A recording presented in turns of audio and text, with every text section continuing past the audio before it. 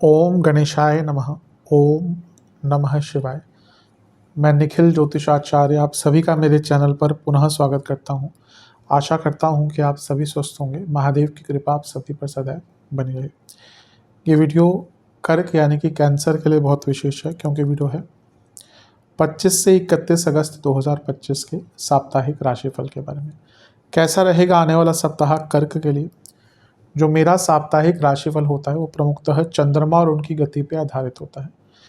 चंद्रमा एक ऐसे विशेष ग्रह हैं जो बहुत तेज़ गति से भागते हैं। उनकी केवल यही विशेषता नहीं है। साप्ताहिक राशिफल के संदर्भ में बात करें तो पहला तो उनकी गति, जैसा मैंने कहा 2.25 से 2.5 दिन में राशि बदलना। दूसरा उनका मन का कारक होना, और तीसरा इनका ये उनकी क्वालिटी कि वो जिस भी भाव में जाते हैं, राशि में जाते हैं, उसको बहुत प्रभावित कर देते हैं, एक्टिवेट कर देते हैं। इन सब चीज़ों के कारण चंद्रमा का जो गोचर है वो बहुत विशेष होता है और उसका हमारे दिनचर्या पर, डे टू डे एक्टिविटीज़ पर बहुत इम्पैक्ट होता है, और उसको समझने के लिए साप्ताहिक राशिफल बहुत विशेष होता है। इस अंधकारमय जीवन में ज्योतिष एक मात्र विद्या है जो हमें थोड़ी गाइडेंस दे सकती है, और भले ही ये राशिफल सामान्य आधार पर दिए जाते हैं, लेकिन नॉर्मल गाइडेंस के लिए अवश्य बहुत इंपॉर्टेंट होती है। यदि आपकी लग्न राशि या चंद्र राशि कर्क है, दोनों ही गाइडेंस के लिए इस राशिफल को देख सकते हैं। जहाँ से आपको ज़्यादा सूट करता है, रिलेट करता है, वहाँ से इसको ऑब्जर्व कीजिए। व्यक्तिगत तौर पे मेरा मानना है लग्न से देखेंगे तो अच्छा है, किस नहीं पता तो चंद्र राशि से भी उसको देख सकते हैं। शुरू करते हैं। चंद्रमा आपके तीसरे घर में आ जाएंगे यानी कि कन्या में, और ये होगा 25 तारीख सुबह के 8 बजे और 27 तारीख रात के 8 बजे तक चंद्रमा यहीं पर रहेंगे। चंद्रमा का तीसरे घर में आना एक प्रकार से अच्छा ही माना जाता है। लग्नेश है, लग्नेश का तीसरे घर में आना, उपचय भाव में आना जीवन को गति देता है, रुके हुए कार्यों को पूर्ण करता है, सकारात्मक कुछ या सार्थक कुछ करने का अवसर देता है। और यहाँ पे चंद्रमा मंगल के साथ भी हैं, जो कि आपके लिए योग कारक ग्रह है, 10वें घर के स्वामी हैं, पंचमेश हैं। तो मंगल का प्रभाव तीसरे घर में, चंद्रमा का प्रभाव तीसरे घर में। चंद्र मंगल योग है कुछ पॉजिटिव करने के लिए, कुछ बड़ा करने के लिए, रिस्क लेने के लिए, यात्राओं पर जाने के लिए। तीसरे घर के चंद्रमा ही व्यक्ति को पराक्रम युक्त और साहस युक्त करते हैं। मंगल के साथ बैठे तो और भी भावना बढ़ती है। चंद्र मंगल योग जो लोग नॉर्मल से हटकर कुछ काम करते हैं उनके लिए बहुत अच्छा है, रिस्क लेने के लिए बहुत अच्छा टाइम है। गुरु से केंद्र में है तो गजकेसरी योग भी बन रहा है, ये भी आपके लिए बहुत विशेष है। तो हफ्ते की शुरुआत तो आपके लिए बहुत अच्छी है, लेकिन शनिदेव ने सोचा कि इतना अच्छा कैसे होने दूं, मैं भी तो यहाँ पे हूँ। तो शनि देव का प्रभाव है तो विष दोष बन रहा है। अब तीसरे घर में विष दोष यानी कि थोड़ा कम्युनिकेशन की प्रॉब्लम, थोड़ी कभी कभी उदासीनता, लेकिन क्योंकि मंगल के साथ है चंद्रमा, चंद्र मंगल की जोड़ी अच्छी है, दोनों ही एक दूसरे के साथ अच्छा स्वभाव रखते हैं, भाव रखते हैं। लेकिन जब शनि का प्रभाव मंगल पर आता है तो उग्रता आती है। तो उग्रता थोड़ी रहेगी क्योंकि चंद्रमा लग्नेश है। अपनी वाणी पर बहुत कंट्रोल कीजिएगा, कम्युनिकेशन पर बहुत कंट्रोल कीजिएगा। कर्क वालों के साथ ये प्रॉब्लम भी होती है, एक्सप्रेस गलत तरीके से करते हैं, तो यहाँ पे वो दिक्कत मिसकम्युनिकेशन में कन्वर्ट हो सकती है। अपने भाई बहनों से संबंध थोड़े बना कर रखें। नवांश कुंडली बता रही है कि सब कुछ ठीक है, थोड़ा फोकस की कमी हो सकती है, वैसे सब ठीक है। दशांश कुंडली कार्य क्षेत्र में थोड़ा काम ज़्यादा मिल सकता है, तैयार रहेगा। बिजनेस में ना लॉन्ग टर्म फोकस पर काम कीजिए। लव लाइफ की जहाँ तक बात है, मेरे हिसाब से एक नई शुरुआत का मौका मिल सकता है, नए रिलेशनशिप के मौका मिल सकता है। इवन रिलेशनशिप जिनका है उनको ठीक करने का अवसर मिल सकता है। वैवाहिक जीवन, कोई ऐसा कमिटमेंट मत कीजिएगा जो पूर्ण नहीं कर सकते, फिर बाद में जाकर पछताएंगे। स्टूडेंट्स, आपको थोड़ा पैशनेटली इन्वॉल्व होना पड़ेगा अपने स्टडीज़ में, तभी आगे बढ़ पाएंगे। सेहत के हिसाब से गले के रोग, बीपी की प्रॉब्लम्स और नसों की प्रॉब्लम। सर्वाष्टक में आपका पंचम भाव अत्यंत बली है। ये अपने आप में अंकित कर रहा है कि आपको थोड़ा सा, क्योंकि पंचमेश मंगल ही है, भाव में, इमोशंस में थोड़ी उग्रता रहेगी। थोड़ा संयमित रखिएगा अपने आप को, क्योंकि मैंने हमेशा कहा ना, कर्क वालों को एक्सप्रेशन की प्रॉब्लम होती है, तो गलत तरह से चीज़ों को एक्सप्रेस करते हैं, उसके कारण दिक्कत बढ़ती है।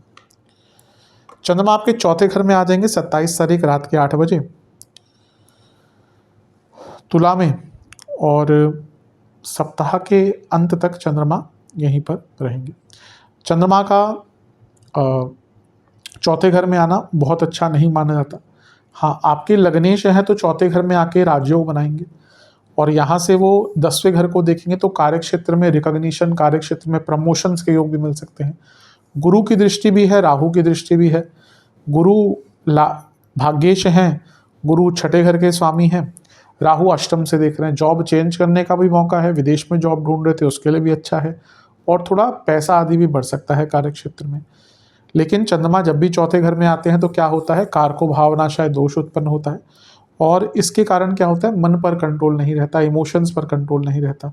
क्योंकि राहु का प्रभाव भी है ना, तो इमोशंस बहुत वेवर्ड हो जाते हैं, यानी कि कंट्रोल नहीं रहता, गलत thinking, negative thinking, over thinking. घर में माहौल अच्छा नहीं रहता, घर में कलह कलेश बहुत होते हैं। माता जी की तबीयत खराब हो सकती है, घर में कन्फ्यूजन, डिस्ट्रस्ट, ट्रस्ट इश्यूज बहुत कुछ रहता है। तो मानसिक स्तर और पर्सनल लाइफ पर थोड़ा ध्यान दीजिएगा। बाकी तो ठीक ठाक है, करियर में तो अच्छा ही दिख रहा है प्रभाव। नवांश कुंडली बता रही है कि वाणी पर बहुत कंट्रोल, थोड़ा ग्रेसफुल होकर बात कीजिएगा। कभी कभी क्या होता है ना, मुश्किल सिचुएशन से वाणी आपको निकाल सकती है। बिजनेस के रूप में, दशांश कुंडली कार्य क्षेत्र में अच्छा टाइम है, बहुत अच्छा टाइम है। रिकॉग्निशन, इवन प्रमोशन, जिसका कुछ यहाँ पे मौका बन रहा है उनको प्रमोशन भी मिल सकते हैं। लव लाइफ, बिजनेस के हिसाब से एक ही चीज़ कहूँगा कि आपको थोड़ा अपने बिजनेस में गुडविल पर काम करना पड़ेगा, अपने मार्केटिंग स्ट्रेटेजी पर काम करना पड़ेगा। क्योंकि ऐसा लग रहा है प्रोडक्ट अच्छा है, सब कुछ अच्छा है, लेकिन मार्केटिंग अच्छी नहीं है। लव लाइफ, अब अच्छा टाइम है, चीज़ों को समझ पाएंगे। हाँ, थोड़ा सा इमोशंस ऊपर नीचे रहेंगे, लेकिन अपने पार्टनर को समझने के लिए अच्छा मौका। वैवाहिक जीवन, थोड़ा कमिटमेंट दीजिए अपने लाइफ, थोड़ा टाइम दीजिए अपने लाइफ पार्टनर को। ये प्रयास कीजिए कि उनको ये लगे कि आप उनकी चिंता करते हैं। आजकल ये दिखाना भी पड़ता है कि आप अपने लाइफ पार्टनर की चिंता करते हैं नहीं करते वो अलग बात है, लेकिन दिखाना अवश्य पड़ता है एटलीस्ट, क्योंकि आज का टाइम है ही ऐसा। पहले आज से 20-25 साल पहले ऐसा नहीं था, वो गिवन था कि भाई पति पत्नी है, वो बंधन में एक बंधे हैं तो निभाएंगे। आज की डेट में बहुत इंपॉर्टेंट हो गया है चीज़ों को बताना भी। स्टूडेंट्स, थोड़ा पेशेंस रखिएगा हफ्ते के अंतिम भाग में। एक तो मस्तिष्क पर, मन पर कंट्रोल नहीं रहेगा, भावों पे कंट्रोल नहीं रहेगा, कुछ गलत निर्णय भी ले सकते हैं। सेहत के दृष्टिकोण से कफ रोग बने रहेंगे, बढ़ेंगे। जिनको कार्डियक की कोई प्रॉब्लम है उनकी दिक्कत बढ़ सकती है, और पेट के रोग भी रहेंगे और स्लीप डिसऑर्डर्स भी रहेंगे। सर्वाष्टक में आपका भाग्य स्थान बली है, बहुत अच्छा है। अगर चंद्रमा की स्थिति थोड़ी ऊपर नीचे भी होती है ना, भाग्य स्थान अगर बली होता है तो प्रॉब्लम से निकलने का मौका भी प्राप्त हो जाता है। 30 तारीख सुबह के 8 बजे चंद्रमा आ जाएंगे वृश्चिक में और सप्ताह के अंत तक यहीं पर रहेंगे। इसी दिन बुध का गोचर भी हो जाएगा और वो आपके दूसरे घर में आ जाएंगे। कोई प्रभाव नहीं है चंद्रमा पर अंकित कर देता हूँ। कभी कभी कुछ लोग बोलते हैं कि आपने वो गोचर नहीं दिखाया, उसका प्रभाव चंद्रमा पर नहीं हो रहा होता। अगर चंद्रमा का पर कोई प्रभाव हो रहा होता उस दिन तो मैं दिखाता ही हूँ। चंद्रमा यहाँ पे थोड़ी सी सेंसिटिव स्थिति में होंगे। लग्नेश हैं, पंचम में आ रहे हैं, लक्ष्मी योग बन रहा है, ये भाग्य योग भी होता है। पैसा आएगा, भाग्य साथ देगा, लेकिन चंद्रमा पर प्रभाव देखिए। पहला तो केमद्रुम योग, और ये प्रभाव क्या है, लग्नेश पर भी है, यानी कि चंद्रमा लग्नेश है आपके, नीच के हो गए, सेंसिटिविटी बढ़ गई, एंग्जाइटी बढ़ गई, ओवर थिंकिंग बढ़ गई, और इसके साथ ही शकट योग भी बन गया, यानी कि कार्य डिले भी होंगे। तो हफ्ते का अंतिम भाग कह सकते हैं आपके लिए सबसे ज्यादा सेंसिटिव है। पहला तो नीच के हो गए लग्नेश, सेहत बिगड़ेगी, physical as well as mental. केमद्रुम योग से बहुत सेंसिटिविटी आती है, व्यक्ति का फोकस नहीं रहता, गलत निर्णय लेता है। और शकट योग, और एक तो पंचम भाव में तो ओवर थिंकिंग तो एकदम अलग ही लेवल पर, एंग्जाइटी हो गया, नेगेटिव थिंकिंग होगा, और शकट योग भी बन रहा है, यानी कि कार्य डिले भी होंगे।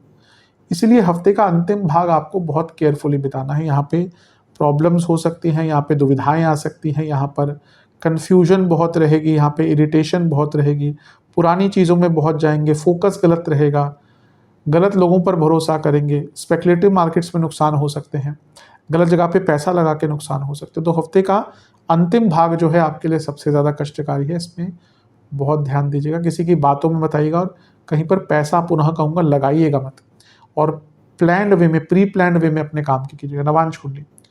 नवांश कुंडली कहती है कि उन लोगों के साथ टाइम बिताइएगा जिनको आप समझते हैं।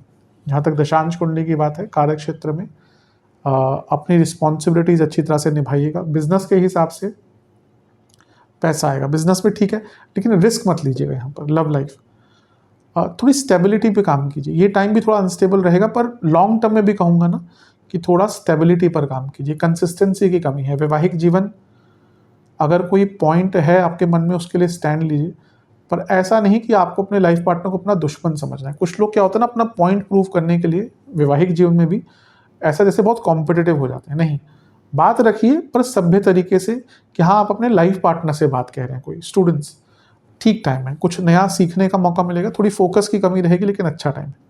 सेहत के दृष्टिकोण से एंग्जाइटी, पेट के रोग, ब्लड डिसऑर्डर और हड्डियों के रोग। सर्वाष्टक में आपका 12वां घर बली है। थोड़े खर्चे भी हफ्ते के अंतिम भाग में बढ़ सकते हैं, उस पर भी थोड़ा नियंत्रण लगाएंगे तो आपके लिए काफ़ी अच्छा रहेगा। उपाय के स्वरूप में आपको महादेव का जलाभिषेक करना है और एक बार महादेव की कपूर के साथ आरती करनी है। आशा करता हूँ कि वीडियो आपके काम आएगी। चैनल पर नहीं है सब्सक्राइब कीजिए, वीडियो को लाइक कीजिए। मिलता हूँ आप सभी से मैं अगली वीडियो में, तब तक के लिए ओम नमः शिवाय।